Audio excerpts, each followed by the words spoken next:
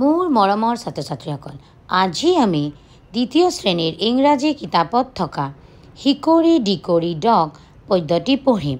তোমালোকেও মোৰ লগত পঢ়িবা। ব'লা আৰম্ভ কৰোঁ। হিকৰি ডিকৰি dog. Hickory dickory dock, the mouse ran up the clock. The clock struck 1.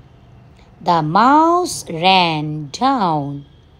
Hickory dickory dock. আকৌ পঢ়িম। Hickory dickory dock. The mouse ran up the clock. The clock struck 1. The mouse ran down. Hickory dickory dock. ধন্যবাদ।